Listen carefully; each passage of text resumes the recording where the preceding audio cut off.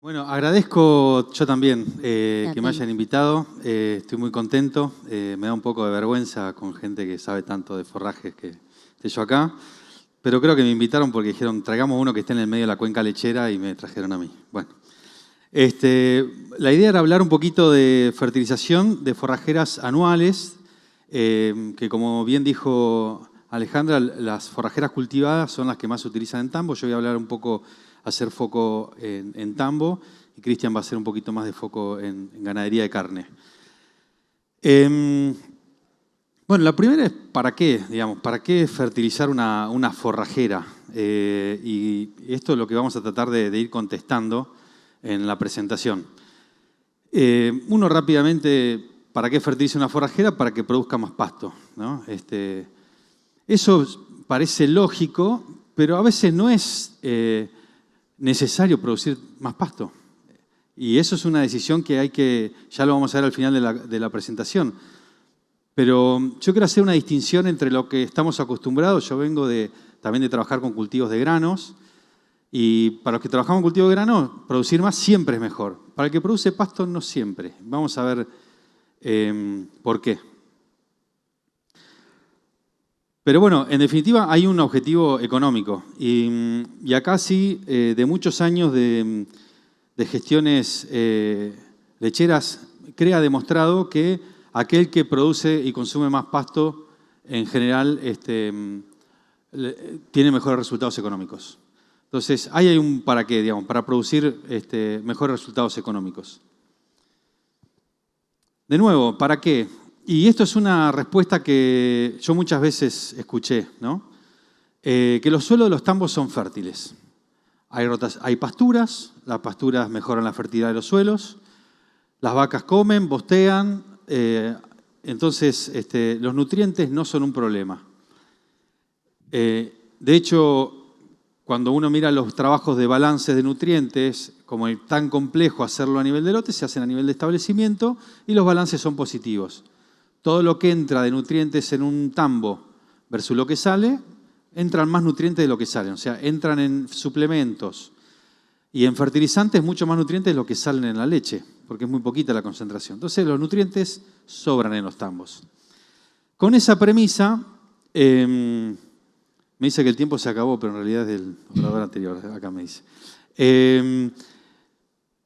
Lo que hicimos fue un trabajo con CREA, analizamos 17 tambos donde fuimos a muestrear qué es lo que pasaba con la concentración de nutrientes en el tambo versus un suelo virgen y un suelo agrícola del lote de al lado.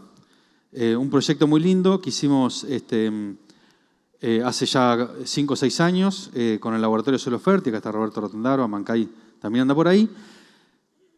Muestreamos 17 tambos en Córdoba, Santa Fe y Buenos Aires, cubriendo todas las cuencas lecheras. Y voy a explicar, paciencia con este gráfico, pero en la línea negra muestra lo que sería esa variable de suelo en un suelo virgen, ¿no? El valor de referencia de esa variable. Por ejemplo, tenemos materia orgánica ahí arriba, conductividad, capacidad de intercambio catiónico, fósforo, pH, nitrógeno, azufre, potasio, magnesio, calcio, sodio, zinc y cobre. Ese es el valor de referencia y hacia adentro las líneas grises finitas dice caen cada 20%, o sea, 20% menos que el valor del suelo de referencia, que es un suelo virgen, un suelo natural. Fíjense que los suelos de los tambos casi imitan a un suelo agrícola.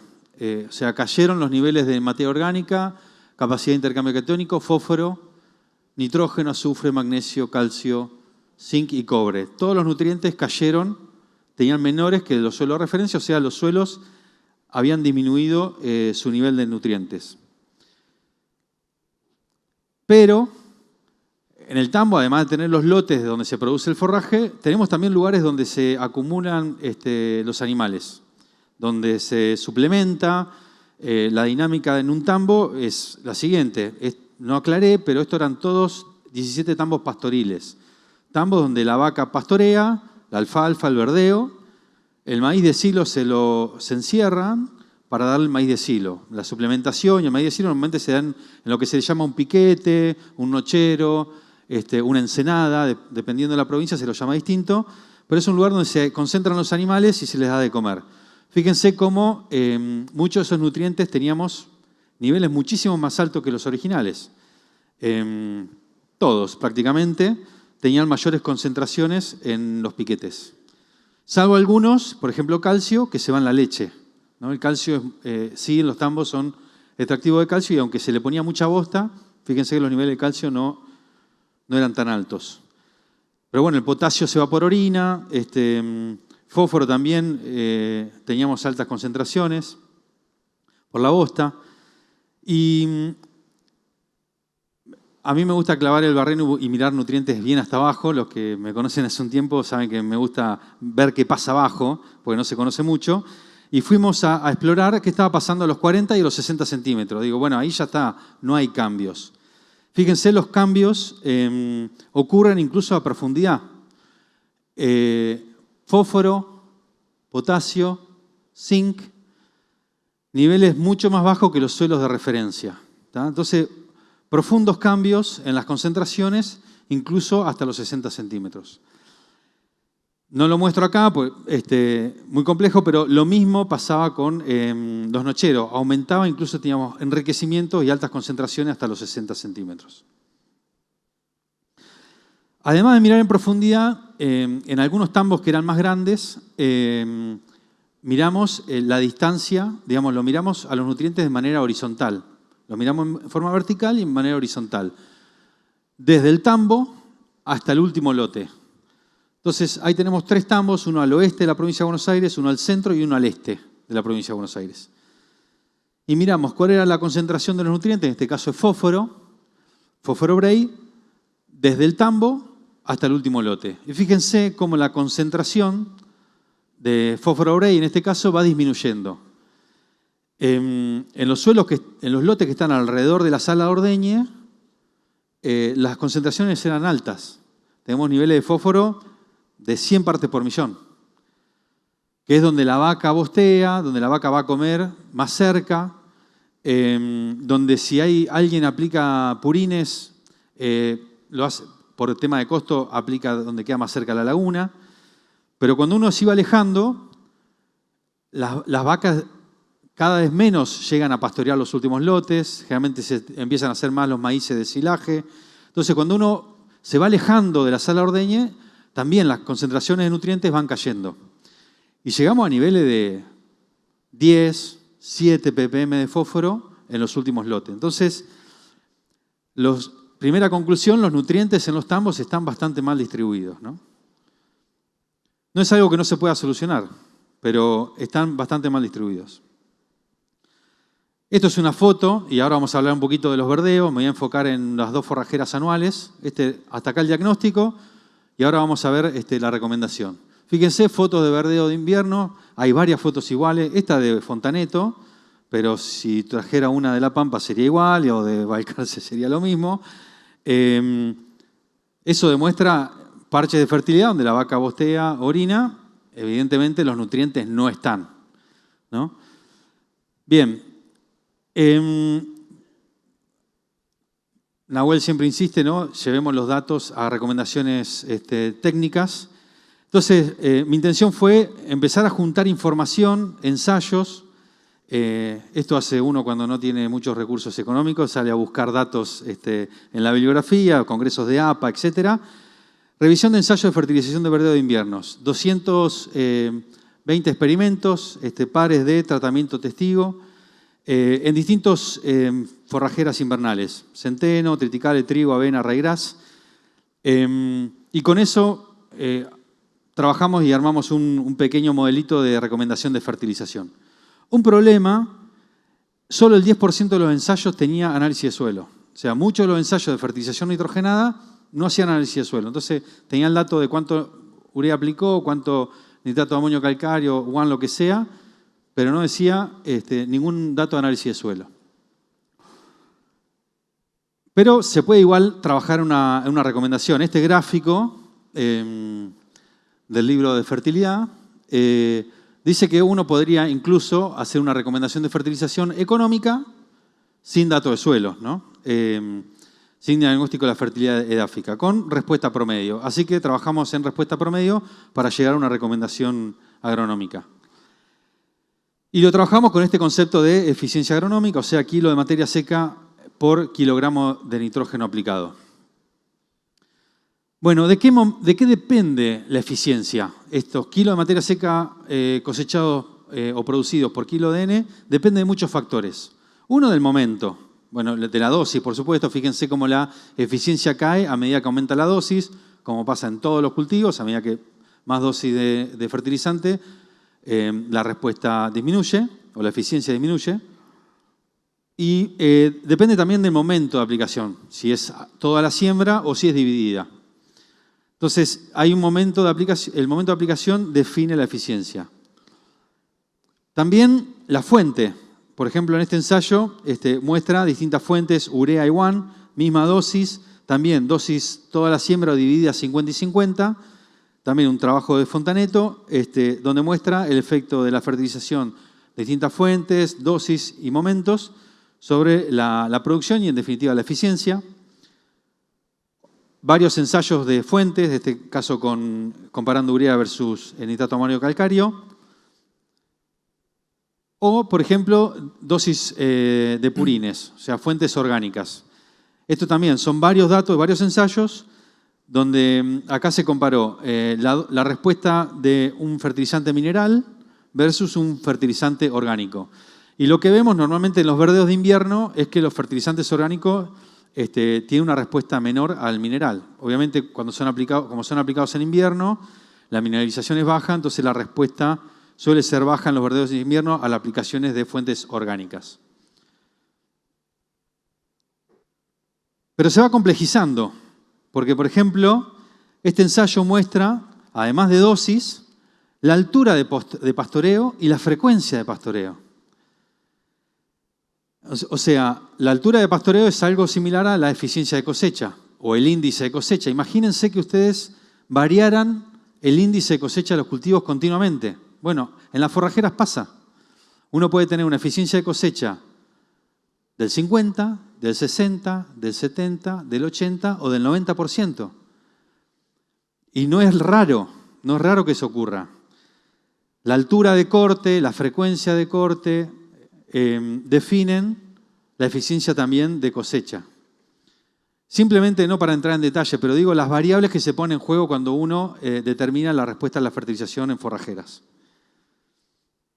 Bueno, de esto Alejandra podría hablar un montón. También la especie, ¿no? No todos los verdeos de invierno son iguales. En este caso hay la comparación entre avena y ryegrass en 4 regiones, en el este, en el centro de Santa Fe, en Mar y Sierras, en el oeste arenoso. Cómo cambia la respuesta o la eficiencia agronómica en función de la dosis de nitrógeno en 2 especies, avena y ryegrass. Ryegrass responde mejor que la avena. Bien, pero el nitrógeno no solo aumenta la producción de materia seca, sino que también aumenta la calidad, ¿no? Esto también lo hemos visto. En este caso es un promedio de varios ensayos, 14 testigos, 25 fertilizados apareados a esos testigos, la dosis media de nitrógeno en esos ensayos, la producción media de esos ensayos y la proteína bruta. Fíjense cómo con la fertilización, la fertilización se pasa de 16,2 a 18,4% de proteína. Esto es que cada 10 kilos de nitrógeno se aumentan 0,5% de proteína. ¿Estamos? Y eso significa, esos 10 kilos extra de nitrógeno, significa 610 kilos extra de proteína por hectárea. Si multiplicamos el aumento de la concentración con el aumento de la producción de forraje, significan 610 kilos de nitrógeno, de proteína extra. Y el que trabaja en eficiencia de absorción debe estar pensando, esto es altísimo. ¿Cuánto es? 10 kilos de N son, si lo llevamos proteína, son 625 kilo de proteína, ¿no? Por 6,25. Nos da una eficiencia altísima. Evidentemente tiene un efecto de absorción enorme. Bien, entonces, ¿para qué? En definitiva, para aumentar el forraje, pero sobre todo para aumentar la rentabilidad. Dijimos, el costo directo, el precio del fertilizante, el costo de la aplicación, la dosis de fertilizante, la tasa de interés, normalmente cualquier modelo de decisión de fertilización incluye estas variables, y el ingreso está dado por la respuesta en kilo de materia seca por kilo de fertilizante, pero la eficiencia de aprovechamiento también, o sea, cuánto del forraje producido es realmente consumido, la conversión de kilo de materia seca a leche o carne, que va a depender de la calidad de ese forraje, o sea, ahí se empieza a complejizar un poquito más, y, por supuesto, del precio de la leche o de la carne.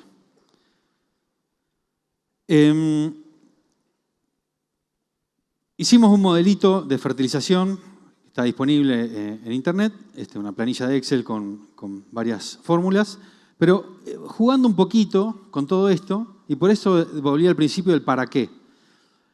Hicimos un análisis de sensibilidad y pusimos 3 variables, ¿no? El precio del fertilizante, porque por ahí no fertilizo porque el fertilizante está caro, o la tasa de interés, o la eficiencia de cosecha, o sea, cuánto del forraje producido realmente cosechamos.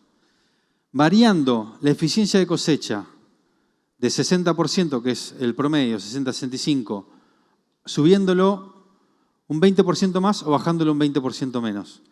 O sea, si producimos más pasto pero no lo logramos cosechar, no es negocio. O sea, tenemos que producir más pasto cuando lo necesitemos. Y ahí empiezan a trabajar las estrategias de fertilización en el momento.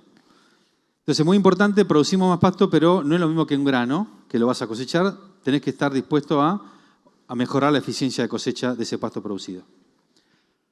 Bien, vamos al maíz.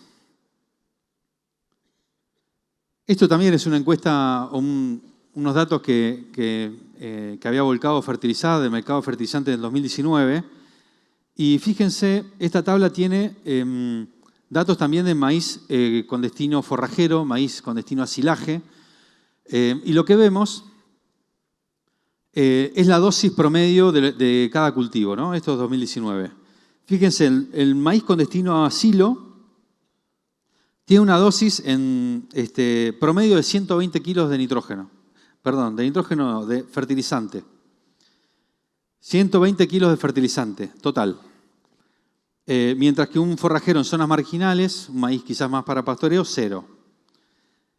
Pero el maíz para silo normalmente se hace en buenos suelos. Los tambos están normalmente en suelos buenos, normalmente están en los mejores suelos. Y compite palo a palo con los maíces con destino a grano.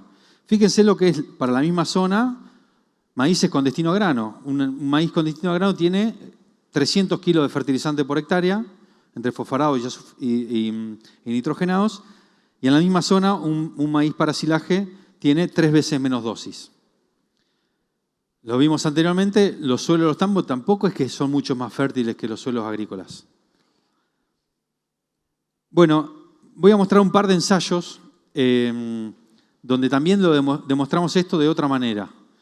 Un par de sitios en la zona de Santa Fe, esto es en el caso de Frank, donde probamos 2 híbridos, uno con destino a grano, otro con destino, los dos con destino a silo, perdón, uno con genética más granífera, otro con genética más silera, y evaluamos la respuesta a la fertilización nitrogenada.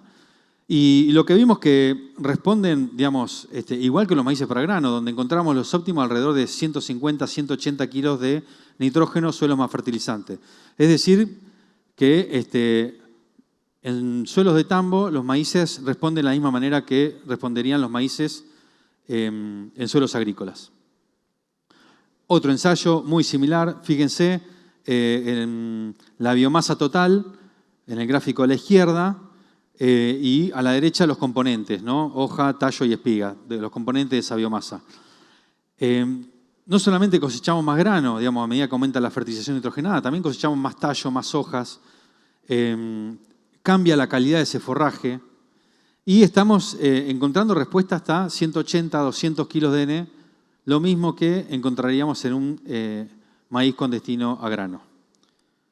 Lo que decían recién, encontramos respuesta no solamente en cantidad de biomasa, sino también en la calidad del forraje. Y acá sí evaluamos también digestato, una fuente orgánica, y encontramos respuestas más similares a las fuentes inorgánicas. Acá tenemos digestato solo, puntos blancos, digestato más urea, y no encontramos diferencia en esa tendencia, ¿no? En maíz sí, la respuesta a las fuentes orgánicas es similar a la de las fuentes minerales. Un pequeño bonus track.